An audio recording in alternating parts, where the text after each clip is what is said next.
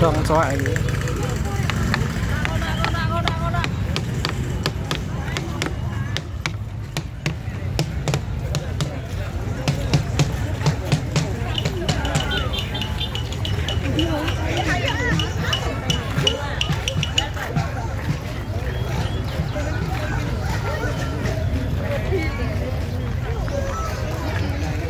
Hah?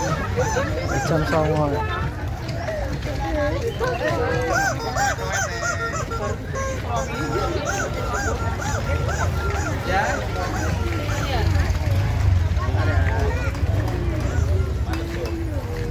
Ultra Wolu Nur butuh kupat. Belek.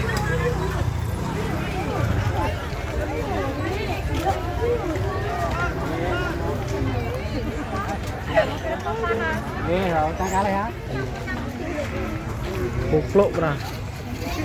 Hah?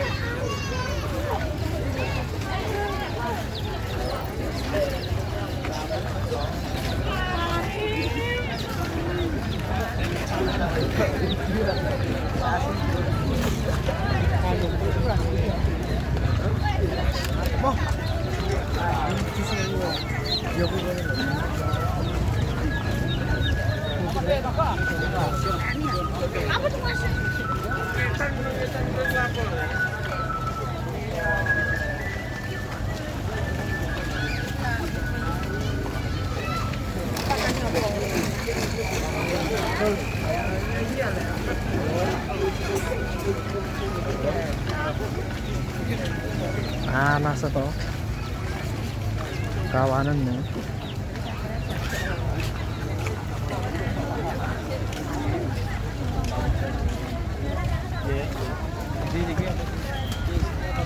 Apa aja? Coba Bu. Hah? Sume. Tak sume. Ini bukan teng tau? Apa sing teng lagi?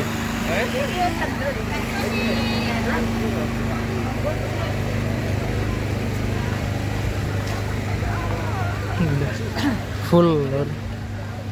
Full wonge full tenan ya. Lu tiak.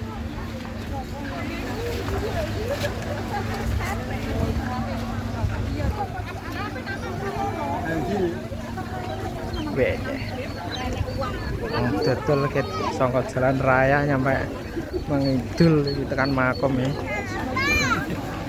Yo, 2025 ini.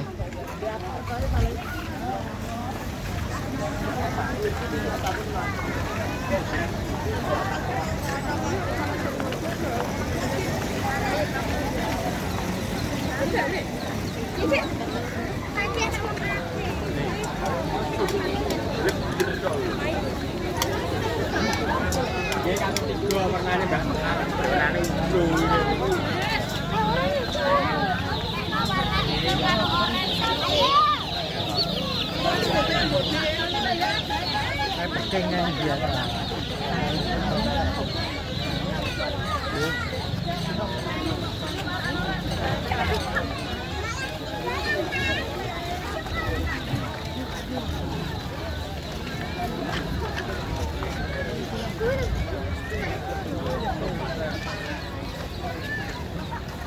Twitter sudah opo. Nah, sudah opo. Rame kuwi tengen. Iya.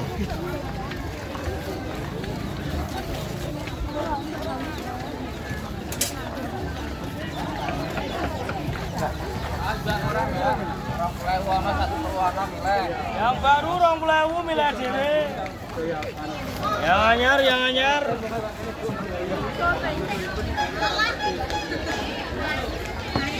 Kapal ini kan jalur model Toyota sing ngene iki.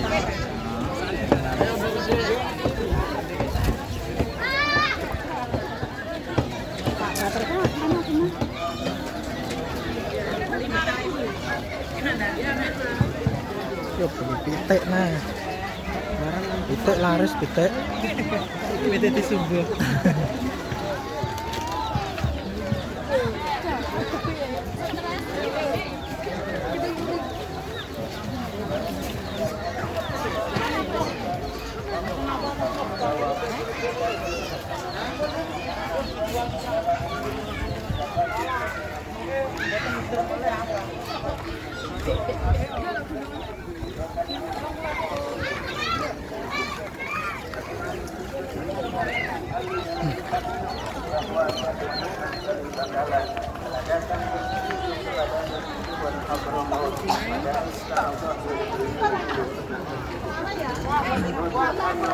bonus kawan.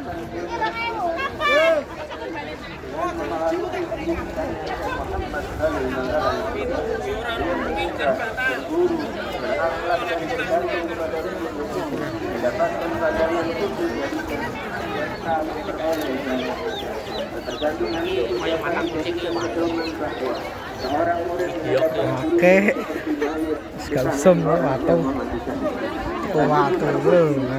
kau kalau dengan kesungguhan niatnya Syekh Muhammad Salim melarangnya masuk untuk menguji kesungguhannya dan beliau tetap berada di depan rumahnya. Kemudian beliau disuruh berdiam di pohon depan masjidnya, dilarang berpindah tempat. Beliau pun menurut dan mentaati perintah gurunya. Beliau berdiam di sini selama 2 bulan di bawah pohon itu dengan sabar menahan kepayaan dan beliau pun berhasil melewati ujian itu. Maka tambahlah dari Syekh Muhammad Salim Banggalan akan kesungguhan muridnya. Beliau pun mencintai dan menerimanya sebagai murid. Pandangan dan perhatian beliau pun satu mengarah kepadanya. Syekh Muhammad Dahlan mengajarmu dari guru besar itu dengan sangat dan sempurna. Dari seluruh ulama di Pulau Jawa mengambil ilmu dari guru besar Syekh Muhammad Salim Banggalan. Syekh Muhammad Dahlan masih seluruh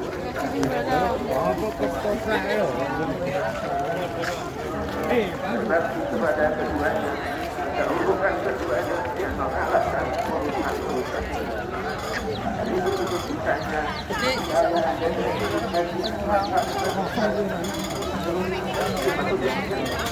dengan berjalan kaki dari Bandung dari kepada Muhammad Salim Banggalan. Tidak taati perintah tanpa berkehidupan dan ataupun وَقَضَى رَبُّكَ أَلَّا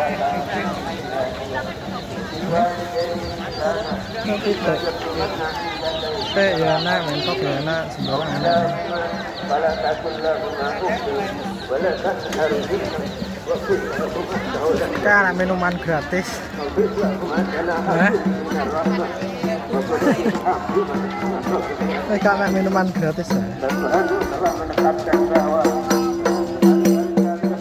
selain Allah dan berbaktilah kepada kedua orang tua. Jika salah seorang atau keduanya kita telah sampai usia tua, maka janganlah sekali-kali kamu berkata kepadanya. Jangan berkata Saya mak loro aja. Aku stok. Aja. Biasanya aja. berkatalah kepadanya dengan perkataan yang mulia, rendalah kepadanya dengan kerendahan hati, kasih sayang, dan katakanlah ya Allah satu Tuhan saya minta semuanya.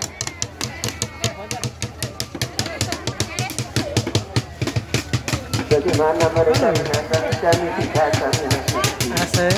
dan wahai kalian saudara-saudara jika telah berbuat dosa dengan menyakiti ayah dan ibu, Mak kurang stok loh.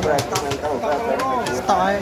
qala Allah ta'ala rabbukum a'lamu bima fi qulubikum in takunu salihin fa innahu kana lil awwabina ghafura. Allah Tuhan kalian lebih tahu apa yang ada di hati kalian. Maka sesungguhnya Allah Maha mengampuni kepada orang-orang yang kembali bertaubat kepadanya. Ingatlah, hati-hati dan takutlah dengan menyakiti kedua orang tua, karena itu dosa besar yang berakibat fitnah yang semacam ini. Para hadirin berkata, orang yang menyakiti orang tuanya tidak bermanfaat kepadanya, barangnya ataupun bersyukur kepadanya, sekarang belum bertobat dengan taubat. Marilah dalam tawakal bersatu kepada kedua orang tua. Kariska. Akan panjangkan umur kita dan panjangkan kepada kedua orang tua menyelamatkan Apa? Itu. Bakal es. Iya. Sekarang Muhammad dan memberi nasihat dan mengajar para santri yang berdatangan kepadanya dari berbagai daerah. Banyak orang yang mendapatkan manfaat darinya. Namanya dikenal harum di banyak daerah. Orang yang dekat, yang jauh, saudara, teman, tua dan dengan mudah mengambil berkah darinya. Beliau punya banyak perhatian besar kepada para santri yang menuntut ilmu di pondoknya. Ada sebagian santri Farisi yang pulang ke rumah setelah pelajaran mereka. Ada pula santri Muslim yang tinggal di pondoknya. Beliau radhiyallahu anhu memiliki kegiatan dakwah dengan mendirikan dan menjalankan majelis pelajaran di desa-desa dan daerah sekitar, seperti majelis taklim bulanan di tempat Haji Azhari Goresari dan di Selo, dan majelis-majelis lainnya sebagai tempat menyampaikan ajaran Islam. Di akhir umurnya, yaitu 5 tahun sebelum beliau wafat, beliau pindah dari tempat kelahirannya Gunung Sari ke desa Trowolu, dan beliau menyerahkan semua urusan pondok dan santri kepada adiknya Al-Allamah Syekh Muhammad bin Haji Ahmad. Perbedaan itu dengan permintaan dari sebagian rekannya untuk menyebarkan manfaat Dodol. Senang dodol. Bangan hal yang lebih bermanfaat dan maslahat untuk agamanya, dengan terus menyebarkan ilmu dan berdakwah di tempat yang baru. Kemudian bersama para tenaga dan pemerintah mendirikan masjid.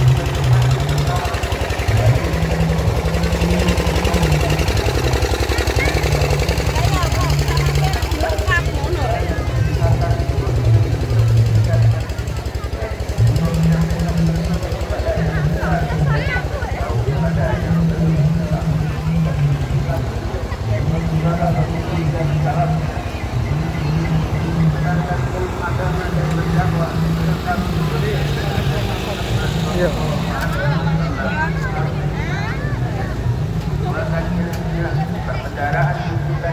Mana sih toh? Setiap orang yang datang kepadanya untuk bertanya.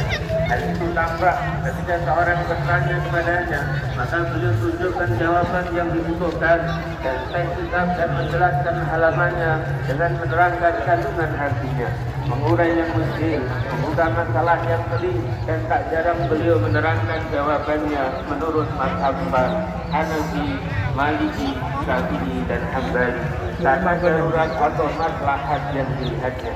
Ilmu-ilmunya bersumber dari mata airnya, bagaimana dikatakan wadah menyemburkan isinya, dan wadah itu adalah hati yang bersih, bening dan takwa.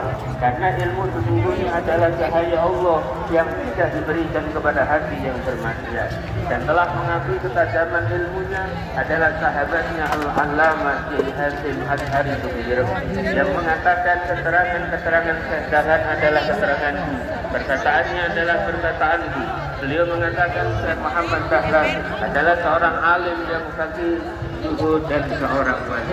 Antara Syekh Muhammad Dahlan dan Al-Allamah Syekh Hasim Azhari memiliki beberapa kasih yang dekat dan saling perhatian. Syekh Hasim Azhari mengunjungi Syekh Muhammad Dahlan guna mempererat tali persaudaraan sebanyak 2 kali. Setelah perpisahan mereka bertemu. Yang pertama ketika berada di Gunung Sari, yaitu hubungan saling dukung dan menguatkan. Dalam pertemuan itu, Haji Hasim Azhari meminta pandangan sahabatnya itu tentang rencananya mendirikan Jam'iyah Nahdlatul Ulama atau NU. Beliau membantu dan mendukung, hanya saja beliau tidak mau masuk dalam jajaran kepengurusan. Yang kedua, ketika Syekh Hasim Azhari mendengar perpindahannya ke desa Trowolu, membuka pondok, masjid, dan rumah baru, beliau mengunjungi untuk kedua kalinya untuk memberi dukungan dan ingin melihat keadaan sahabat dekatnya itu.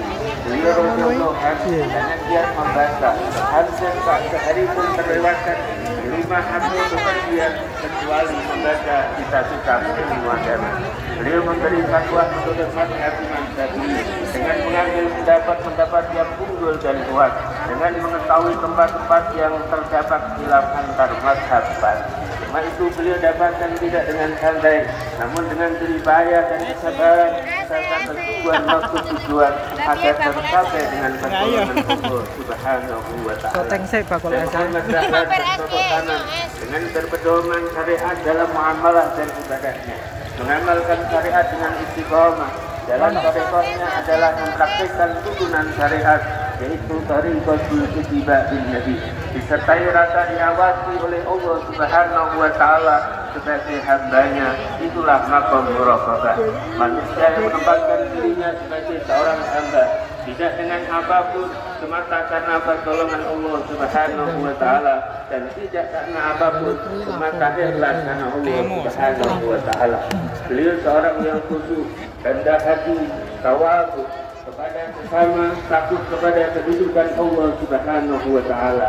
Zuhud, tidak ambisi dunia, tidak mengganggu milik orang, menerima apa adanya, menginfakkan kelebihan dari yang dibutuhkan, berjiwa melayani sesama, menyayangi mereka, melarang yang munkar dan memerintahkan kebaikan.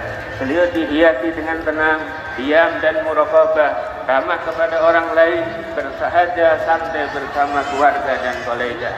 Wataknya yang mencintai fakir miskin, kebiasaannya yang membantu orang yang lemah dan membutuhkan dengan tanpa diminta, dari melihat dan memahami keadaan. Beliau mendahulukan orang yang darurat dan mendesak, tidak menolak yang meminta walau dari sesuatu yang disukainya. Maka dari hasil kerjanya yang halal, mengajarkan ilmu dan berdakwah di daerah sekitar.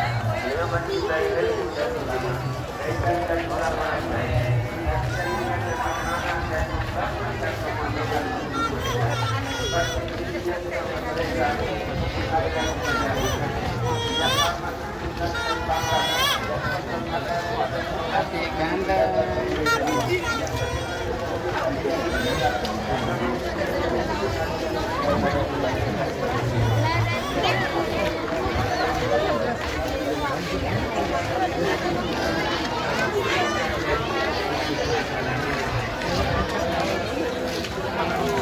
Iya.